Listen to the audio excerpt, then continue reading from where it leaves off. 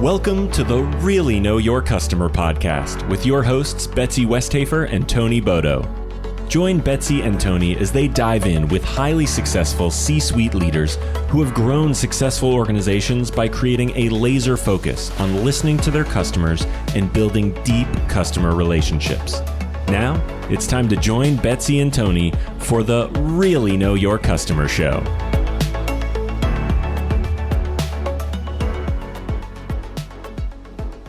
Welcome to the Really Know Your Customer podcast. I'm Tony Bodo, CEO of Tony Bodo International. And I'm Betsy Westhafer, CEO of the Congruity Group. Betsy, I am excited to have this conversation with Gal today because as we went through this conversation, it just opened my eyes to some areas that we haven't talked about extensively on this podcast. And I know you've got some that you want to share here, but the one that really sticks in my mind is when we talk about the strategic blind spot that CEOs have and they don't recognize. And essentially what it comes down to, and I don't want to spill all of the beans here, if you will, but what it comes down to is that companies have no idea that they're missing about 70% of the customer engagement that's coming through their website. And I'm not going to share any more than that. I want to leave that as a little teaser here, a little hook. But Gal and his team through Zoomin do an amazing job of really impacting the customer experience in a way that we've never talked with a CEO doing this type of thing before. And they're out there doing this with some major companies, brand names that we'd all recognize, and they're doing an amazing job of it. Yeah, so today we're speaking with Gal Oron, and he is the CEO of Zoomin, which is a company that really helps enterprise organizations. There's so much to it, it's hard to even put in a nutshell, but really help their customers have a better experience when it comes to knowledge and gaining the insights they're looking for when they go to someone's website. Fascinating conversation, fascinating CEO. And one of the things that really struck me in the conversation was how he just looks at things differently. How many times have we all heard, we need to break down the silos, we need to break down the silos? And he said, we're embracing the silos. And here's the positive side of having silos. And I just thought that was such a paradigm shift that it was really, really intriguing. And then the other thing that I just loved, because this is always something that I think a lot about, is the conversation we had about culture and how he approaches that. So again, don't want to spill all the beans. So let's just jump right in with our conversation with Gal Oron. Gal, very happy to have you here. Welcome to the show. Hi, Betsy. Hi, Tony. Very nice to be with you here today. Yeah, so we are just going to jump right in. We're so excited to talk to you today. We know you have a phenomenal company that is so customer focused. And of course, that's what we're all about here on the show. So can you just give us the background of your career, how you got to where you are now? Tell us about your company and just get our audience up to speed on who you are and the work you're doing. Yeah. Okay. So I got here pretty much by coincidence, to be honest. And I grew up actually in Israel, mostly, playing basketball, did a military service, flew jets in the Air Force. And then after my service, like any Israeli, I was looking for my first job. Israel is a very tech company and tech country, I'm sorry. And my first job was actually doing QA in an enterprise software company, and started from doing QA and then pre-sales. So my core is in pre-sales, and never thought that tech is going to be where I knew that I'm going to be a leader of something, and everyone knew that I'm going to be a CEO of something. I didn't know what. And I think that what brought me to this place is I really, really felt comfortable with customers. I love meeting customers. I love the prep. I love listening. I love created value. And that's why I think that what kept me in the enterprise software world, and did all kind of positions and senior roles in different companies, mostly customer facing roles and executive management. And we established Zoomin in 2016. And that's like how I got to this. And the company is Zoomin transforms the way users interact with product information, with manual guides, training materials, knowledge articles, community discussions, support tickets. We changed that. We basically provide end users of B2B companies and Netflix-like experience when it related to engaging with technical content, because we understand that if Betsy is a customer or a prospect of McAfee or Avaya or DocuSign or any of our other customers, if we're going to provide you that stellar end user experience, Avaya and McAfee are going to improve very, very important KPIs around experience, around support costs, and around self-service and around revenue. So we're delivering that experience to those enterprise companies with always thinking about the Betsies of the world and on top of our head, that this is eventually who we're trying to make happy. And what we realized that by doing and delivering that amazing experience, we learn a lot of important things about what led people to which outcome, what led Betsy to open a ticket, to call the call center, which piece of content she's happy with, which piece of content doesn't provide any help. And we're able to provide our customers very, very important insights, all based on how they're many people who consume technical content, how they consume and what we learn about this. Insights about churn prediction, upselling, cross-selling, lead prospecting, where their customers get stuck in the journey. So that's in a nutshell what Zoomin does. Okay, and talk to us a little bit about your customers. I know you said enterprise, but tell us a little bit more specifically about the people that either you find or that find you. Yeah, so we're mostly working with enterprise B2B companies. I think what's common to all of our customers are companies, usually companies who have products, usually companies who have end users, usually more than one product and usually more complex products. What we see, by the way, out there in the market right now, a very important trend that increased a lot our total addressable market and the amount of companies we're targeting. Today, basically every company is a tech company, whether you're a pure software company, a hardware company, a franchise, a financial institution, a healthcare institution. They're all tech companies. A lot of them have developers. A lot of them develop some sort of a product. And when they develop a product, they need to develop content around this product so people know how to use the product to the greatest potential. So we target almost every product company in the world. Right now, the focus is mostly on large and mid-sized companies, but definitely SMEs and maybe even SMBs. So that's in general who we target.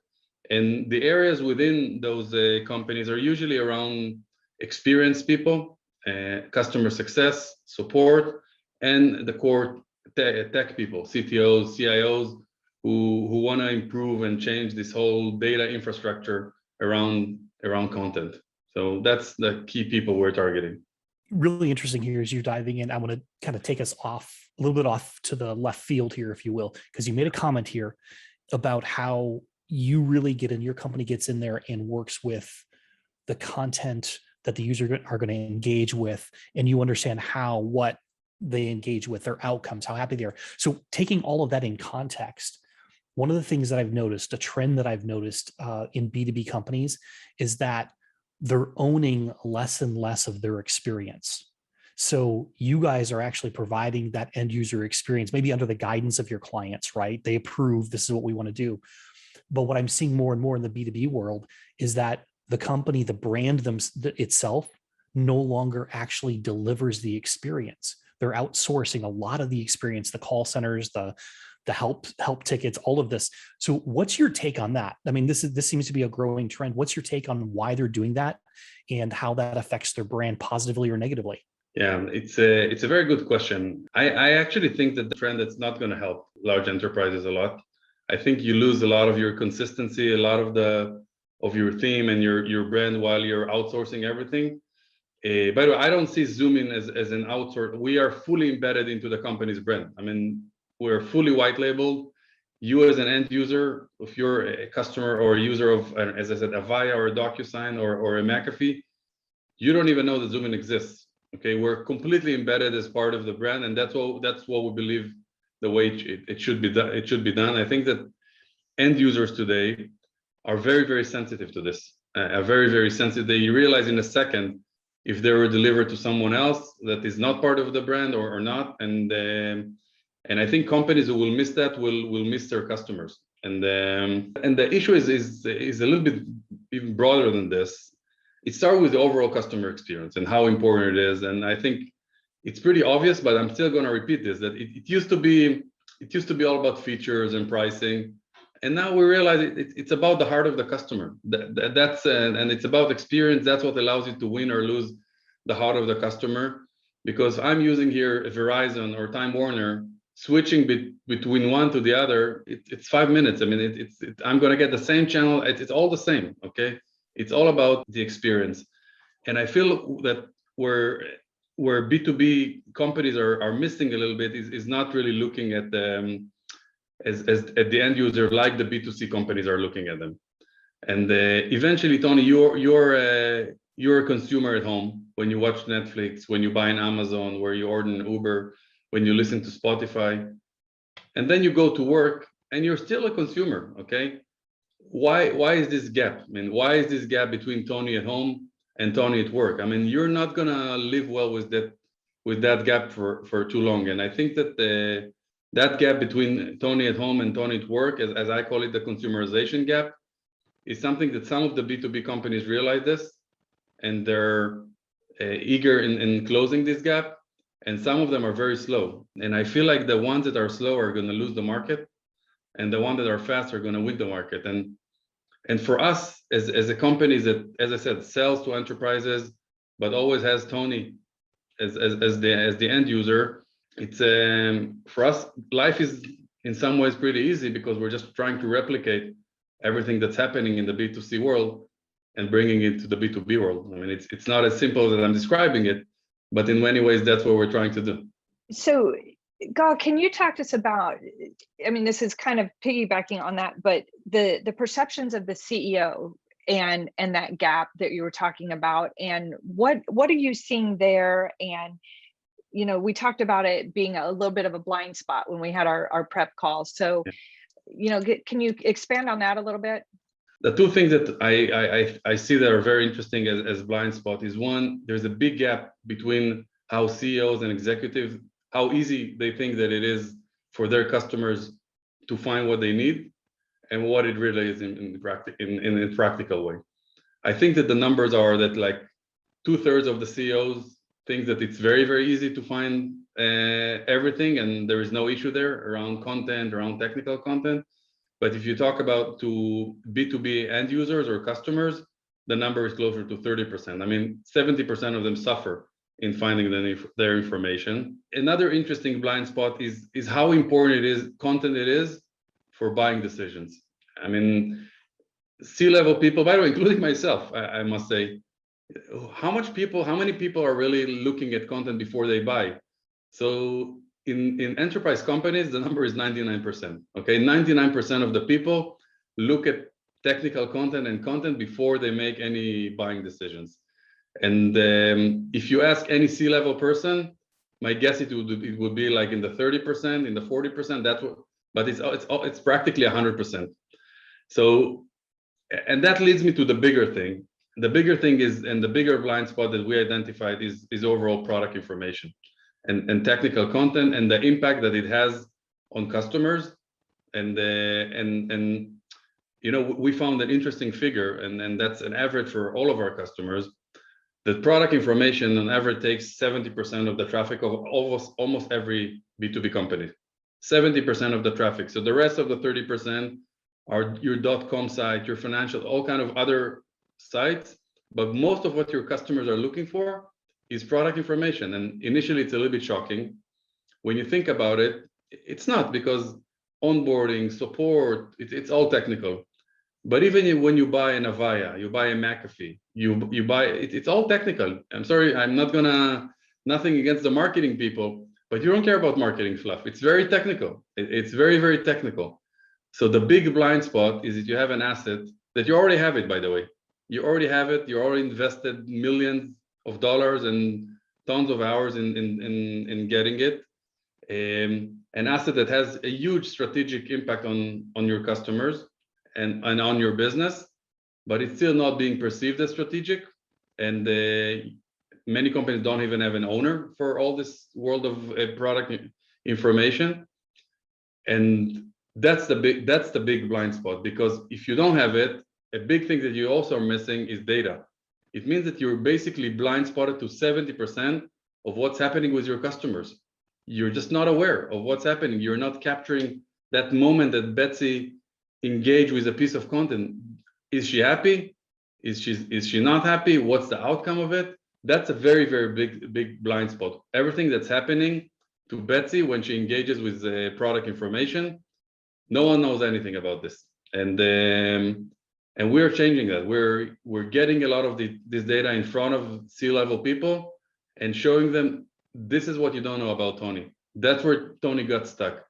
That's the right time to upsell or cross-sell Tony something. Listen, Betsy is now a candidate is a new lead. You can, or she's about to churn. To me, that's the big thing. An asset that you already have has a huge impact on your customers, and you basically don't know anything about it. I love this so much because it's right in line with what we talk about on the show is really getting to know your customer. And I'm curious, when this data is presented to the C-suite and they see how much like they didn't know what they were missing out on, what are some of their typical reactions when they get this? And you know, I mean, I'm picturing these CEOs just mind blown over the data that you're able to present to them. First part of the question is, how do they respond or how do they react? And then two, what do they do next when they do know all this? Yeah, so it's a good question.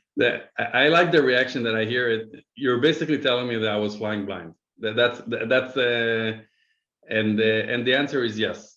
And but the thing is that with technical content, it's so obvious. I mean, it's not like we're inventing. I mean, it's a very authentic and real issue that everyone understands. And you don't need to be very techie to understand. You need to be a reasonable person with common sense, and you understand this. And their immediate reaction, how come no one did this before? And we did not think about this before.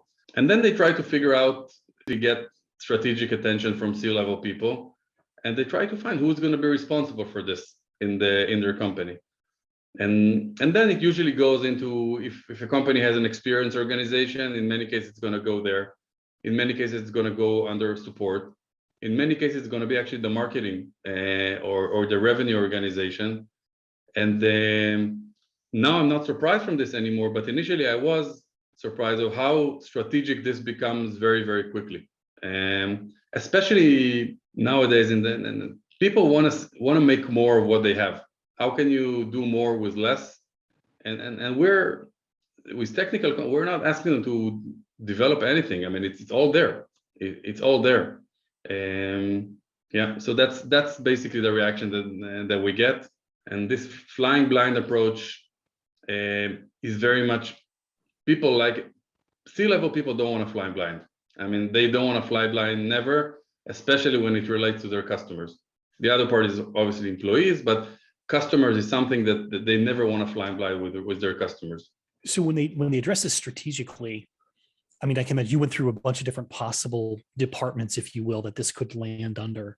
I would think once one department is tasked with handling it, you've got a lot of silos there, which is why it hasn't been handled before. It probably fell between those silos, right? Someone's got to write it, but no one's got to use it for marketing purposes or data tracking purposes. So how do you really deal with, and I would expect your company's got to come in and kind of be that consultative support of like, how do we break down those silos? How do we break down those walls between departments? And then, second part of that is who owns the data within the company, and how do they leverage that? Yeah, it's a very good question. And I'm going to disappoint you a little bit. And we're not breaking down the silos. We're actually embracing the silos, and I'll explain. In our ecosystem, companies have silos on the two sides of the ecosystem. One is the side of how they create and manage all of their product information. They have many, many groups. Every company has. They have the training group, documentation, support, knowledge, everyone creating their own technical information. It's many, many groups, and that's one side of the silos. The other siloed side is actually the consumer, the consuming side, where customers are actually engaging with all that content. And some of those silos are your documentation portal, your partner portal, your support sites, your community, your product, your call center. That's a lot of silos. We basically tell customers, and our approach is, we're not going to change that. You're always going to have silos. And that's actually something you can also look at it in a positive way, because it adds like a variety of content, which makes it more interesting. We're telling them, the only thing we're telling them is, listen, the mess that you have behind the scenes with all of your groups creating content, we're just going to make it seamless to your customer. Okay, so your customer is going to get it in one place. And on the side of where customers are consuming it, our approach is that we as McAfee have zero control of where Tony is coming from. Tony can come from the product, from Google, from the support side, from the community, from wherever he wants. He can come from all those different places. Wherever Tony is coming from, we want him to have consistent experience. So it doesn't matter if you go from the product, from Google, from the community, you're going to get the same experience, the same consistent information. So it doesn't really matter. Because our ability to, I don't believe in the approach of saying from now on, one place. Tony is going to come only from one place and directing everyone into, I don't think it works. In general, because these are the dynamics of the market, that people want more and more places. And in general, I believe that change control is tough, especially in enterprise companies. It's very, very tough. And those silos are created inherently also because that's how companies are being built. You have a training group, you have a support group, you have documentation group. I mean, so I think those silos are with us, and we're actually embracing those silos. We just want to make sure that wherever customers are, it's not going to matter for them because they're going to have the same experience wherever they go. So shifting gears a little bit, I want to talk about the culture of your company, how you build a culture around customers. And also, when we talked before, you mentioned that you think of it as a sports team, and we know you have a sports background. So talk to us a little bit about just internally how things work at Zoomin, and especially as it relates to your customers. Yeah, great. So culture is a very, very big thing for us and for me personally. And when we realized that we started as a bootstrap company. For those who don't know, bootstrap companies, you don't raise money, you basically sell and you grow from the revenues that you make. That's how you grow. Initially, you start, you don't know if it's going to work or not. You hope that it's going to work. And for us, fortunately for us, it did work very, very fast.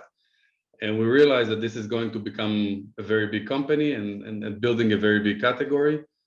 And then it was obvious to me that when you build a company, it's going to live and die on the culture. Product will get better, and then you have issues, and sales, and everything is going to go up. Culture is what's going to make or break the company, and we're building here something that will keep growing forever. And we start thinking, what are we, or what do we want to be? First of all, we came to the conclusion that you cannot go too far from what you are. I mean, you are who you are. You can go a little bit to the right, a little bit to the left, but you are who you are. And we are three things in this company. One, we're a very humble group that believes that humility is a very nice thing as individuals, but it's crucial for business. And for us, it's not about being shy. It's not about being shy to say we're the best in the world at what we do. It's about almost working with the assumption that we don't know. We don't know, and we need to figure it out. And figuring out is going to come from asking a lot of questions and from listening. And usually it means that people are more confident. People who are confident are okay speaking with question marks. People who lack, usually they speak with explanation marks and they know everything, and all the answers are very, very clear and simple. And we don't know. Okay, so that's the first thing. Humility is the first thing. The second thing, which relates a little bit to the sports, and I'm going to get to the sports in a second, is work ethic and purpose. When you grow fast, and we're growing very fast over the last few years, I believe it's an unbelievable journey. It's an exciting journey with tons of impact and very, very dynamic. I just don't think it's for everyone. It's for those who enjoy this ride, who enjoy making an impact, and those who see the purpose in what they do. Those who don't see the purpose, I think they have easier places to work than a hyper-growth company. Hyper-growth company, it runs very, very fast. Every 6 months, you have a different company, and you have to see the purpose. And the purpose can be the culture, can be the challenges, can be whatever the purpose is for you. It cannot be another job because I don't think it's another job, hyper-growth company. And the third thing for us is about customer obsession. And we truly believe that our customers know better than us where we should go. All we need to do is listen to them. And we work very, very hard to keeping the trust with our customers. Not always easy. And we work very, very hard on this. And we don't like those who mess with our customers. It's a big thing in our company, and our customers respect it. We have quite a few of our employees are actually ex-customers who joined us. And so I would say that this humility, purpose, and work ethic, and customer obsession, that's what these are the key fundamentals of our culture.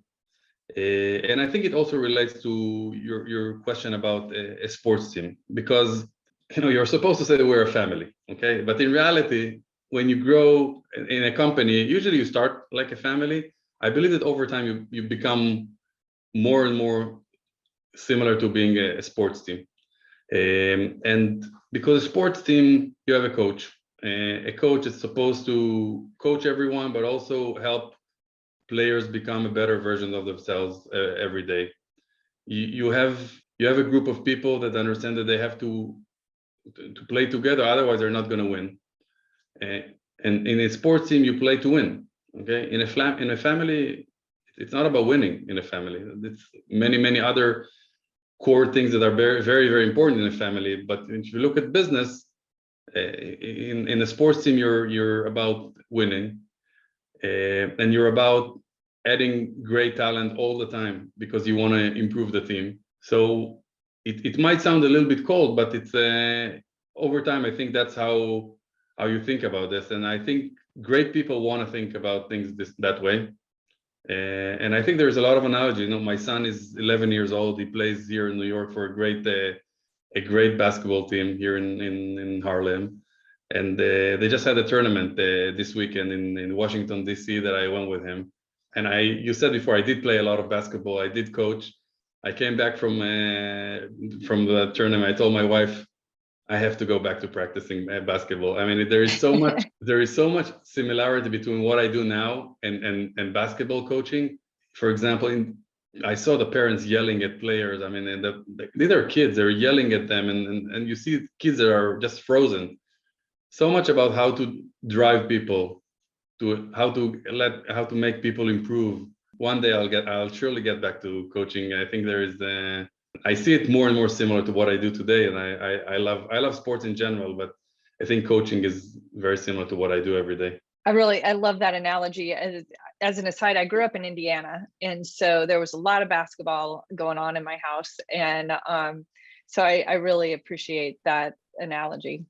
Yeah, that Larry Bird, who's obviously from Indiana, one of his best sentences is it's funny. The more I practice, the more I win. I mean, so there's so many good sentences and terms coming from sports. The two favorites one is what I just mentioned about Larry Bird, and the other one is about Wayne Gretzky, which you miss 100% of the shots you don't take, and that's also something that you see here as running a company, that you need to take a lot of risks. Well, and when you were talking about coaching, the one thing that sticks in my mind is Bobby Knight would say that you can teach them how to play basketball. You can't teach them how to be tall. And so, you can teach them certain skills, but you gotta have the right people. And like you were saying, you can't shift too far from who you are. You're right. Yeah. I want to play with this analogy a little bit further, because I'm curious where you'll go with this. So with sports teams, as you know, they spend most of their time off the court or off the field practicing, and the game is actually a very short period of time. How would you, when you look at business, we're in business all the time. There's no practice, if you will. We're, at least from my perspective, we're live all the time. How do you work with your team so that when they do make a mistake in the field, when they're not necessarily up to that skill level, but they've got to be in front of the customer, how do you work with them so they really develop those skills fast?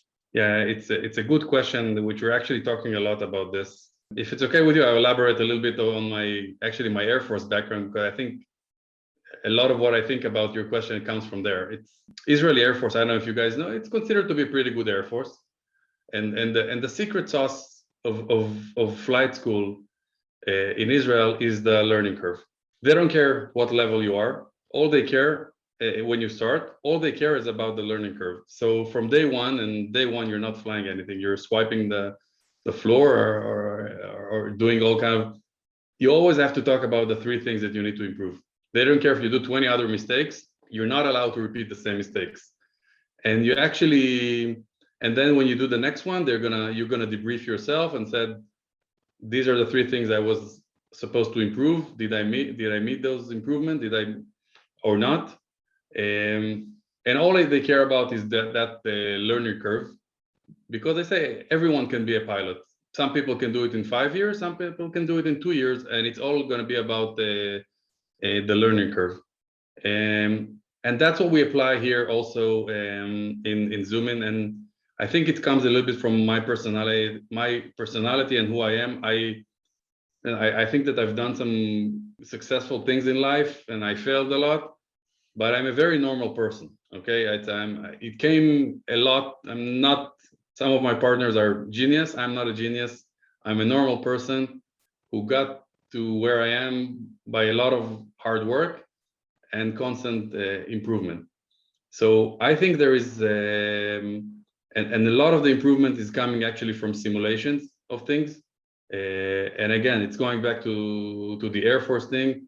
When you fly a jet in the Air Force, you simulate the whole thing on the ground, talking to yourself, saying exactly when you fly, you almost feel like you've done this before. So I think that prep in simulation is key. And I agree with you that eventually it's that the meeting with the customer, how many of them do you have? It's not a lot, but there you're supposed to be in a place where you almost feel like, okay, that's not the first time I'm having this meeting. I already did it before. And everyone in the room feels it because you sound more confident, you are more confident. So prep is big. Prep is big, and it's a sports analogy. It's the Air Force analogy. I mean, you don't fly a lot, and it's not a long flight. But when you fly, it's after a lot of work has been put into prepping for this. So that's one of the areas actually that we're putting a lot of efforts in the sales organization, in the customer, it's on the customer success, and everyone prep, and simulation is very big in our company. I can't believe how fast this time has gone. I can sit and have this conversation all day long. Tony, do you have any final questions before we wrap? No, I just wanted to reflect on the last point there. I think it's so powerful to talk about prep because, especially customer success world, and that, they get on the phones, they're out there in front all the time. And if we don't pause and have that prep time, not just as they're onboarding as a new employee, but throughout that course of their career, I think that's so important. I'm so glad you brought it up, and the way you described it really makes a lot of sense. So thank you. That's the last thing I had, Betsy. Great. And I'm gonna piggyback a little bit on that, because what strikes me is, when we do our strategic customer advisory boards, we do a complete dry run of the meeting with the executive team all in the room together to make sure that everybody is well prepared. And sometimes, and I'm sure you see this too in your prep, sometimes you're asking somebody to do something that's different or maybe not natural for them. So when we have executives in a room, we're telling them, rather than being the leader, you need to listen 80% of the time instead of being the one doing all the talking. So it's a very different shift for them. And that takes prep and that takes practice, because that's not their natural instinct. If they're a CEO of a company, they're not used to sitting back and just listening. So I would imagine that you've seen that scenario as well in the prep sessions that you do. Yeah, I totally agree. By the way, the fact that they're not used to listening 80% of the time, that's another problem, because I think that that's most of what we need to do is listen and be able to say the right things in a very short way. And Yeah. Well, one final question for you. We like to give our guests the opportunity to give a shout out to a nonprofit organization or a charitable organization, or just somebody that's doing something good in the world. Is there somebody that you'd like us to shine the spotlight on? Yeah, we're very much involved in this, and there's specifically 2 organizations that we work very much with, and one of them is actually an organization in Israel. It's called She Codes, and the other one is an organization, a global, called Girls Who Code. These are 2 organizations who basically take girls and women, and bringing to the development world and into the tech world. I think it's great and empowering. It's empowering. It does very, very well for the girls themselves.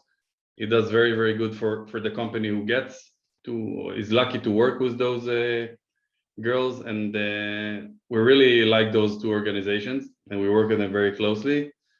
And the other thing is that during pandemic, and we used to send presents to customers, to employees, to different. We during pandemic, we actually kind of changed our approach a little bit, and we're mostly allowing customers that we're gonna donate money on their behalf to different charity organizations. We give them an option of a few organizations, and the organization that actually got most of the traction is one called Feeding America, which talks about food security and in different areas in the world. So that's another organization that we found ourselves knowing about, learning about, and liking. Oh, that's wonderful. And we'll put those links in the show notes as well. Sure. So thank you so much for your time. This has been such a great conversation. And like I said, I think we could continue this on for quite some time, because it's really important work that you're doing. We appreciate you taking the time out to be on the show today. Sure, great. I really, really enjoyed the time and the questions. Very interesting. Okay, great. We'll talk with you soon. Thank you. Bye-bye. Bye-bye. What an interview. I mean, I'm sitting here looking at my notes. I was taking them. If you're watching this on the video, you see my head down because I'm writing these notes. There's so much value in this. The one quote that I really want to focus on here as we wrap this up is, it's about the heart of the customer. And he said, we look at the B2B customer, and in most cases don't treat them as consumers. He's like, why not? And that piece really stands out to me. It's something you and I talked about 4 years ago when we wrote Profitability. We talk about it in our new book as well. And it's one of those things that I just think we can't say this enough. Business to business is actually person to person.